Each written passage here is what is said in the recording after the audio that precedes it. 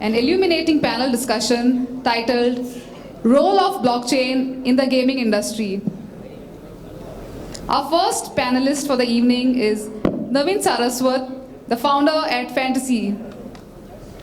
Next up, PB, the CMO at BharatBox.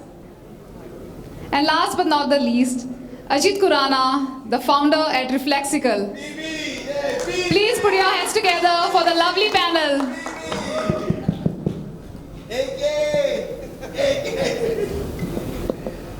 Why don't you also shout NS?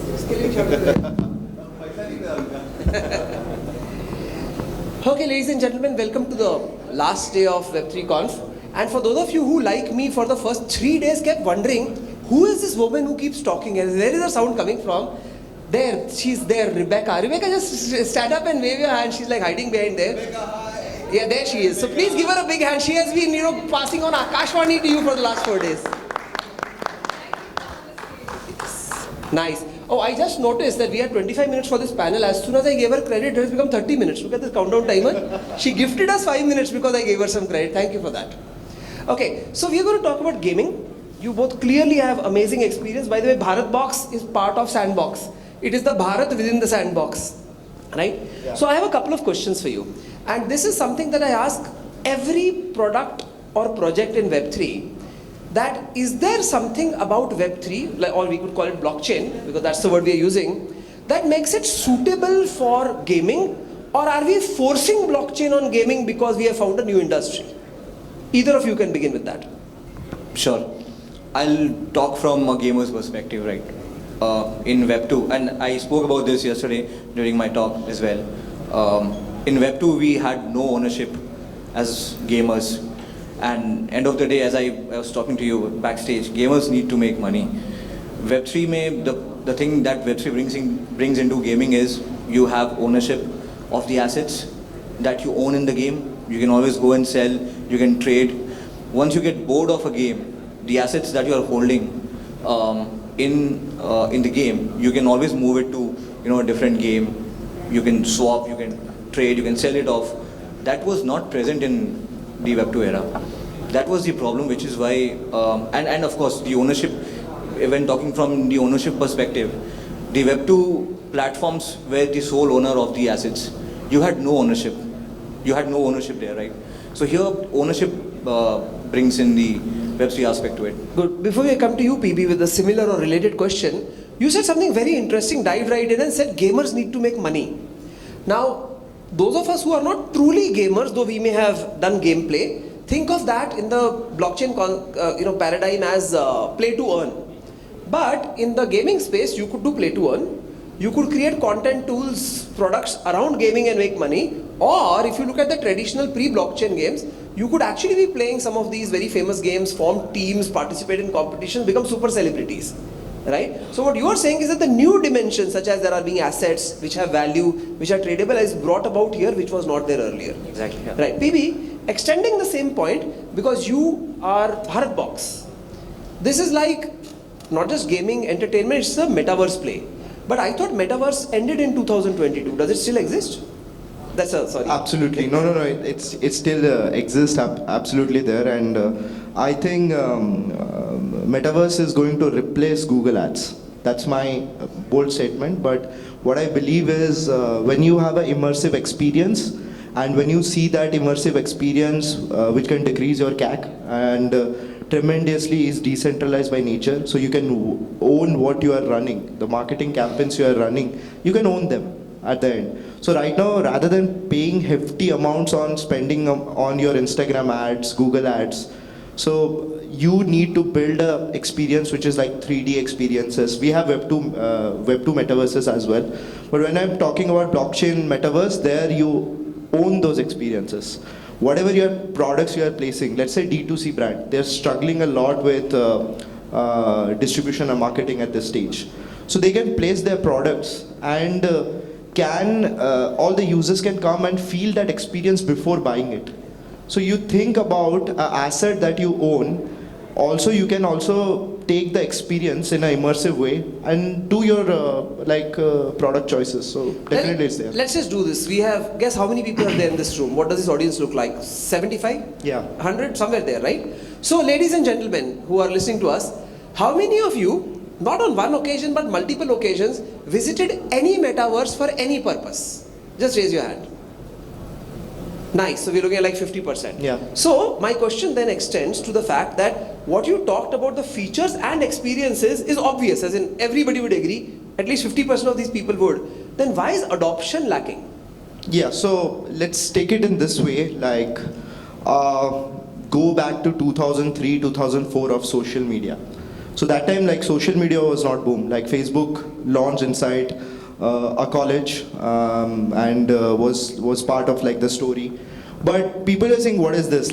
What social media? We don't need, we are fine with our circles, because the whole Harvard and the Alum group have their own physical circles. They do catch-ups and everything.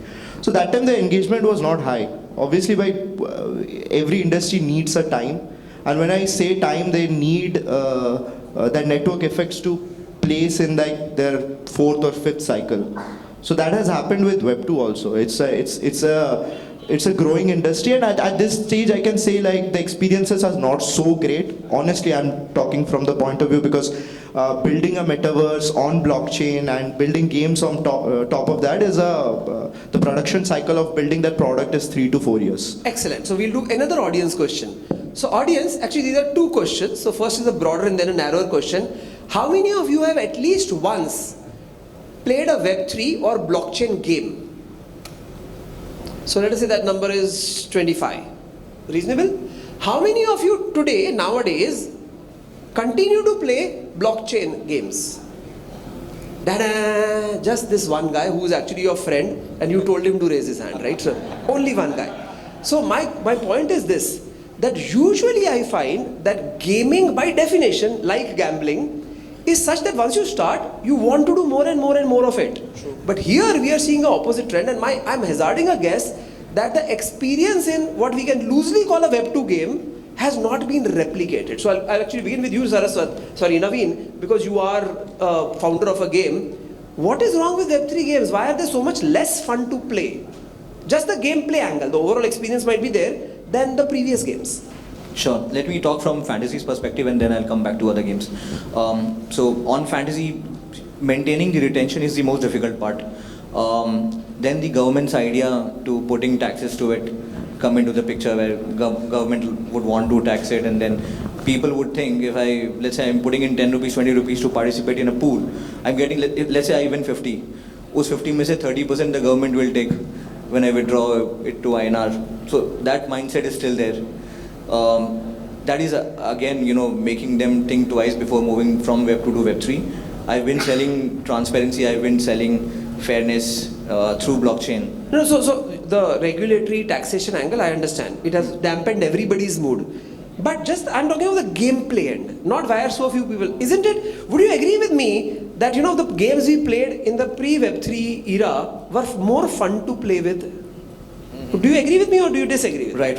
It was definitely, but it took a lot of years before, few games that actually became very viral and were retained by a lot of users. And I think Web3 gaming era has just started. There are more games that are going to come. So you are saying what PB said, that give us time. We are in the kindergarten and those guys have done their PhD, so you can't do comparison. Exactly. Is that what it is? They had like 20-30 years before the game became viral. Let's talk about Counter-Strike, for example.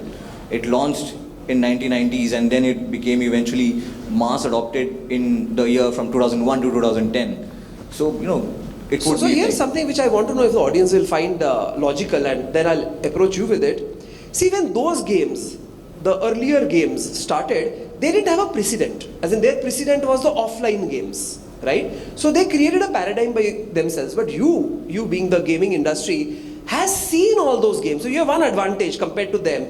So couldn't we simply do this? And I know one startup called Zeta, which is Z3TA, which is doing this, that you take a successful Web2 game and you Web3ize it. That means bring in the elements of blockchain and not necessarily decentralization, but incentive structures, tradable assets, interoperability, etc.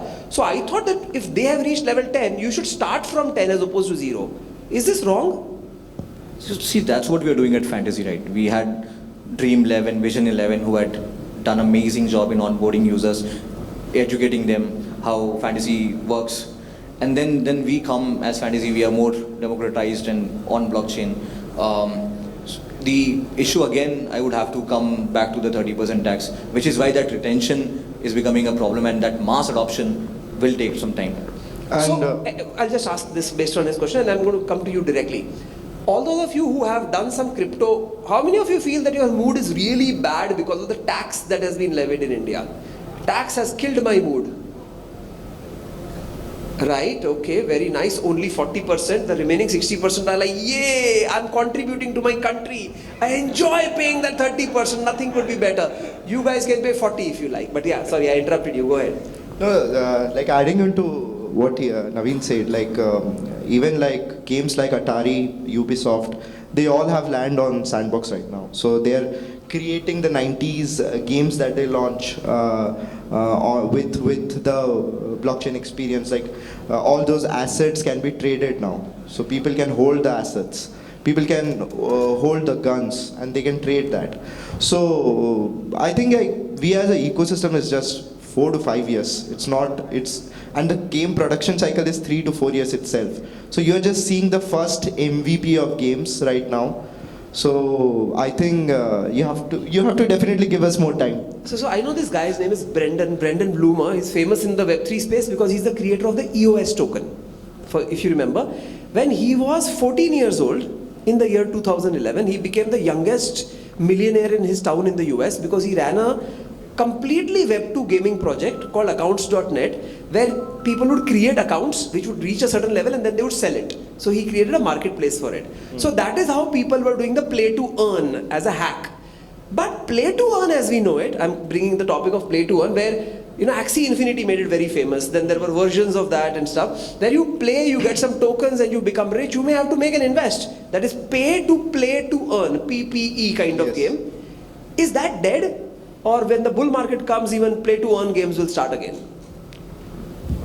Yeah, so play to earn was like you only mentioned backstage. It was like discounting what we did with e-commerce. So to attract users on Flipkart and all the Snapdeals of the world, they did a lot of discounting. So it's a hack, it's a growth hack to get users so that you can show your metrics to VCs and raise funding. So that was created right now, but people are slowly understanding that play to earn cannot survive a lot. So the narrative which I have been like tweeting about for a while is it should be play and earn. It should not be play to earn. It should be like you are playing and you can also earn, because it's a new economy, it's a new creator world. So if YouTubers can do YouTube videos and can earn and make a life out of that, same can be done by creators who are making games, who are playing games, who are just building game design and art plays. So I think it should be play and earn, and that is something Vitalik has also wrote on his blog, the famous blogs. So you have also told that the evolution of Ethereum was also looking like it should not have never been play to earn, it should always been play and earn.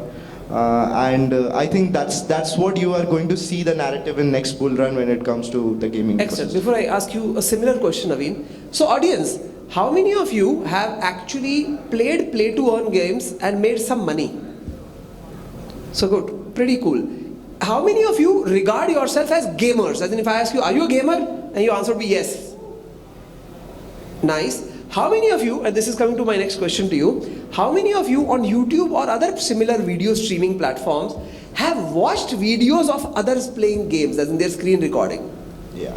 This is what I suspected. The number of people who have done play to earn was like 8. The number of people who regard themselves as gamers were 6. But the number of people who watch videos of others playing games, which is why it's called game porn, but watch videos of others playing games is actually like 40.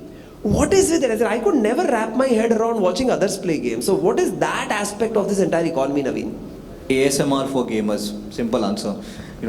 As gamers, we would love to watch other players who are better than us do good, and then this had become a daily routine for me during COVID. I would eat lunch, eat dinner, and then watch a famous, gamer live stream his.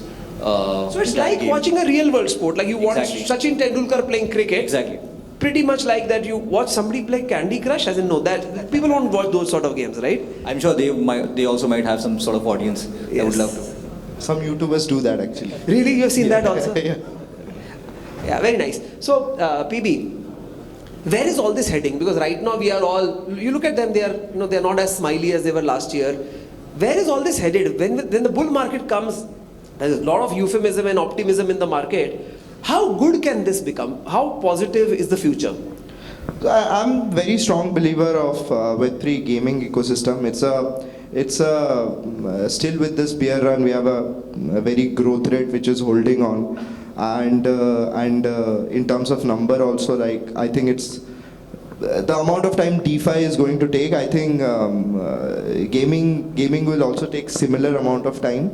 But I'm a big believer of the entire blockchain gaming space because of two reasons. First is lot of creators will make money out of this. They'll make it's like a normal job for them. They'll do take gaming as career. They will become game designer, game developer, and that's something which is going to shape. We need a lot of support from ecosystem, from government, and all of.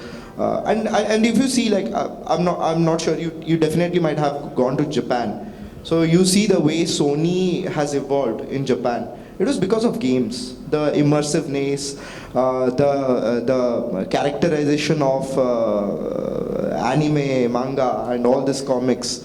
That's something which I believe that India will see in the next 10 to 20 years. Our growth rate is 60%, so it's a beautiful growth rate in a market like which we are seeing right now. No, growth rate is not right. I'll tell you why. Suppose there was a time when there were zero blockchain games. There must have been such a time. So let's say the first player came in. When the second player came in, you could say, oh, we have a 100% growth rate. So when you have a small base, growth rates are going to be a lot, but there are two people and the industry is 100%. But you are right, I buy that. Naveen, since I met you today for the first time, does Fantasy One have a token? No. Okay, so then you both become good people to ask this question because you have nothing to shill. In the gaming space, blockchain gaming space, several games have their, what they would like to call a utility token, which then gets traded and we look at its graph, either going rapidly up or down on coin market cap. What role, if any, does a utility token play in a gaming startup? I mean, the utility obviously has to be there. Why we never did our own token and we're not thinking of doing token, I would say for the next 2-3 years at least until we find a utility. I think my idea was, why should I create another roadblock for my users to purchase my token first and then play a game that they're already used to playing without any roadblocks. That was my idea. And we had no utility that we could find, right? So we paused it. So actually, you have not answered my question. You have strengthened my question rather than answering it, which is very nice because a lot of these guys may have in the past invested in gaming tokens or in the future might do so. And it is my belief that as regulation becomes tighter and tighter, the first, other than spammers, scammer, shiller, those people should be removed. But even the people who are good entrepreneurs, the first ones among those that will die will be the ones who have created a token for no reason other than to fundraise. So the token has to have a reason. So I'm trying to give benefit to the startup founders who are creating gaming tokens by trying to figure out what is the utility of a token in a gaming paradigm, not necessarily your own. PB, you want to guess? Yeah, so I've seen this in with sand tokens, I can say. In 2017, 2018, a lot of people launched the token because the market, everyone wanted liquidity. That was the reason most of people went for launching their tokens. But right now they have understood, with Axie's fail of the tokens, most of people understood that, okay, we need to strengthen the holding capacity of this tokens out there. So you can say from their learning, now people are strengthening their utilities, which earlier was not there. And I think that's the way, next wave, I don't know, but I can predict that the tokens will be launched very late. For good entrepreneurs, they'll take time with games. they'll build distributions, and then they will go for launching a token. If there is like a economy that can be created, if the volume supports. So I think that's... So you look at games in general, I think all digital games, they had points, right? The points could be literally points, or it would be called gold coins, and sometimes within the game you could do things like upgrade, etc. So that existed. Is that the entire utility, because you now do it on chain, make it transferable and interoperable, is that the utility of the gaming token? Yeah, of course. These are basically just in-game assets, right? In their case, it could be a small piece of land, and or for other games, play to earn games. This could be coins which are already present there. So yeah, these are basically assets that provide utility, because on the basis of that, leaderboards are generated, rankings are given.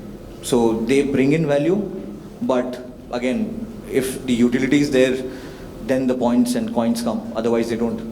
Excellent. So we have been having many panel discussions about how this industry grows, like over the last 3 days, and one of the things that has emerged very clearly is that we should stop talking about the underlying technology. We should not be calling it blockchain game, we should call it a game, right? So why should a person know necessarily that this is a Web3 game? They should enjoy the game and its features, which may be enabled by blockchain, right? If we want to 100x, not 100%, 100x the number of people who use Web3 games or blockchain games, and we want to achieve that, let us say, in a 3-year period, not in a 15-year period, what is the road forward?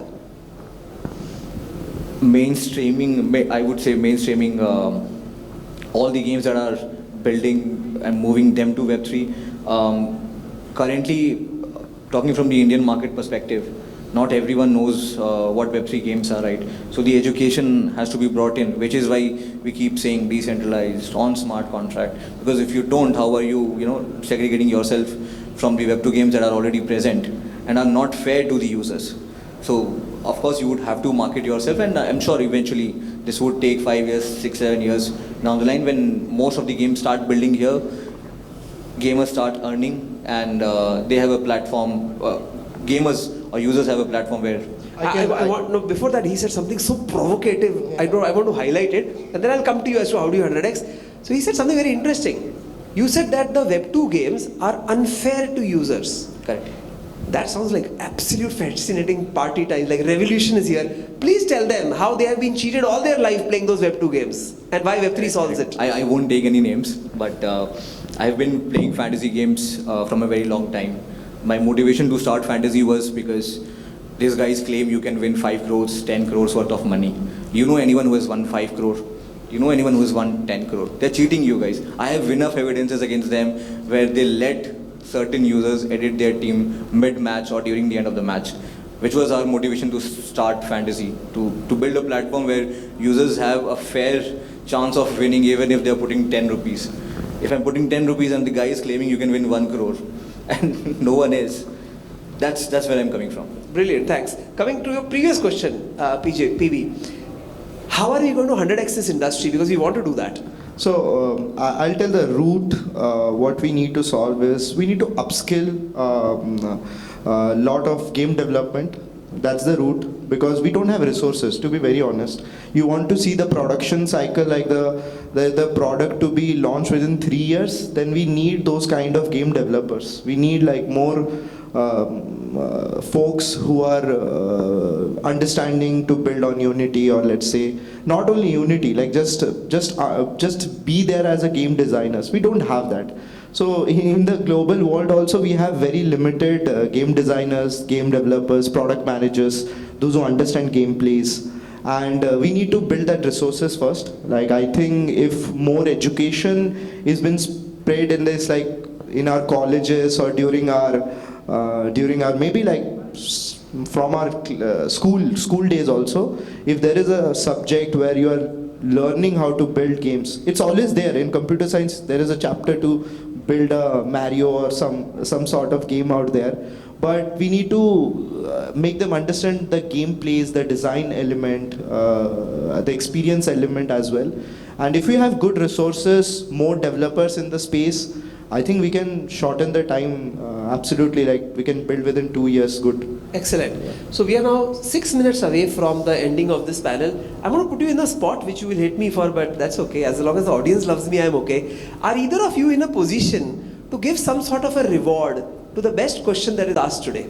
Either from Fantasy One or Bharat Box, Sandbox. Can you do a giveaway? Can you say, I'll give you so much? Yeah, sure. Excellent. So, ladies and gentlemen, now people have questions. So, Fantasy One, we will find out what he'll give, but he's going to give a prize to the best question that is asked today. So, whoever is going to help us with the mic, we have one person who is really dying to ask a question. And look at the number of people who have questions. Giveaways work. Crazy, right? But anyway, let's hear your question. Hi. So my question is, I live in a village in India, right? In sense, I see so many people who do cricket betting and stuff like that. One good thing I like about gaming is, you don't need, if the whole play to earn comes true, you don't need a university degree to make money, right? So, or build a career around it.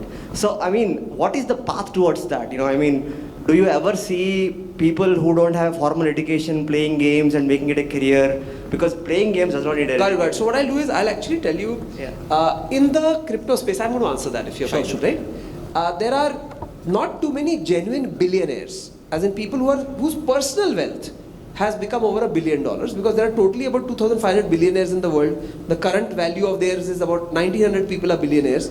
And I was actually talking to one person about this question. That is why I'm telling you that I have some insight into it. What he said is that if you have to have a sustainable play to earn mechanism, it cannot be in the way it is being done presently. It should be that people from, let us say, the economically backward countries, where let us say earning a $5 or a $10 a day can cause sustenance, maybe even less than that, they play games which leads to creation of assets, which they then come and put on a marketplace, where people who from countries where the economics is little higher, where people are not making $1 a day but maybe $25, like $10 an hour, they come and buy those in-game assets or NFTs or whatever that is, and this creates an unending virtuous cycle. If such an economy can be created, then a large-scale sustainable play to earn or do whatever to earn, because it's X to earn, can be created. This is my thinking, and this comes from people who are actually working to do something like that. In fact, there is at least one government in one of the lower economy countries who is also trying to encourage this, because employment is an issue and the government is actually trying to encourage. Just imagine, our parents, our teachers, our schools have all told us don't play video games, but there's a government which is saying play video games, right? It's pretty amazing. But thanks for that question. Question number 2. If somebody can, the reason we give you a mic is because there's a recording going on, so we want you to talk in the mic so that the recording can hear your audio. By the way, since you are doing the giveaway, you are deciding which is the best question. Sure.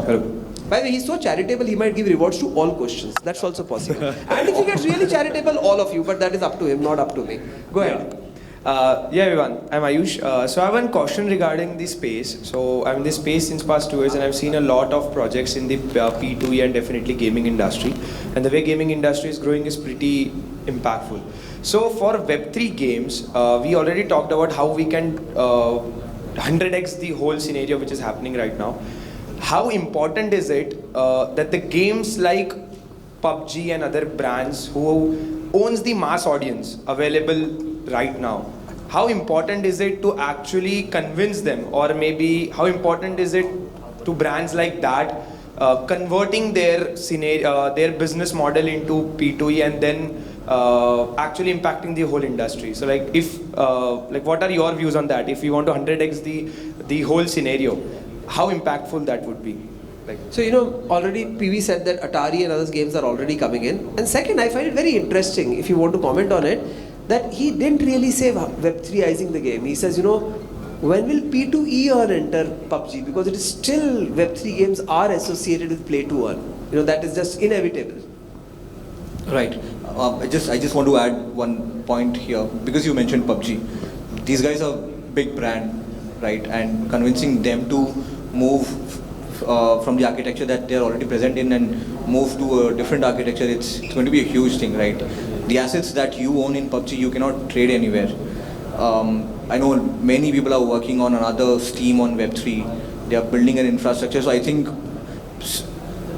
brands like PUBG, Krafton, they would have to build their own ecosystem, Web3 ecosystem, wherein all the games that they have, people could go and trade. But again, convincing them is all up to them. If all of us as gamers, shift to games where we actually are making money, I'm sure these guys would also shift. And Yeah, I'll just add on to that, like, that is part of the roadmap. If you see and you just go and see the job roles, like that's how I understand about someone who is doing what. So they are hiring blockchain engineers. Why they are hiring? That's the answer to that. Like, it's on their roadmap, but they are not seeing it as mainstream because they've already created a larger user base and economy already. They will try to experiment and see like how the puzzles of the assets will be solved inside it. And once they come to the point internally, you will see that. You see those. And I also believe that there can be an alternative to PUBG as well. And when they see that competition or market fight, that will help them something to like fasten up. Like, in fact, one thing you said about look at who they are hiring. So 2 years ago, Elon Musk was asked that, do you think Apple will make an electric car? So he said exactly the same thing, but for his industry. He said they have over the last 1 year hired 1,600 automobile engineers. So why is Apple hiring automobile engineers? Right? So that is a very good early warning sign of what is going to happen. We'll take one rapid question, or we are running out of time. And by the way, I'm like loving these questions, but I have been told that the next speaker, who's the next speaker? Is the next speaker right here? The next speaker, already backstage, he has threatened us that he has a meeting that he has to attend after this. So we're going to take only one more question. So sorry about that, but go ahead. So I am invested in many of these gaming tokens. I've studied the gaming industry, all things. So this is the question. As Ajit mentioned, the Web2 game had no precedence. So what was it? Offline games, and then Web2 games came in. That was 100x more in fun value. Offline versus online. Now this feature of blockchain, this ownership feature, that should actually shift the paradigm at least 10x. वो जब तक नहीं होगा. So what I'm saying is, right now what is happening in Web3 games is just one more feature added. It's such a paradigm, because technology has changed so much. I was expecting as an investor that I want 10x more fun than Web2 games. Agreed. In fact, last half an hour we tried to tackle this, but he's not satisfied, and rightly so. He's saying you guys have just come and added one cherry on top. The cake is still the same. So what is the big deal? see, the experience is what matters. You shifted from offline games to Web2 games because the experience you felt was better. Now you would want to move from Web2 to Web3 because you want a better experience, and better experiences would come when we have, let's say, better computation powers. Now opening a metaverse on your phone or on your laptop requires a lot of computation from your hardware device, right? It's very difficult. So I think it's just a matter of time, as we both said, before that happens, and then we'll obviously see mass adoption. Naveen, 4 questions were asked. Who is the prize winner? That guy. Nice, congratulations. Give him a very big hand. Thank you very much. This has been a great panel. I know so many more questions remaining. I hope you guys will make yourself available to the audience to answer questions 1:1. Thank you very much. Great audience. Enjoy Goa. Thank you. Thank you, everyone. Thank you so much, Naveen, PB, and Ajit Kurana for leading the panel discussion.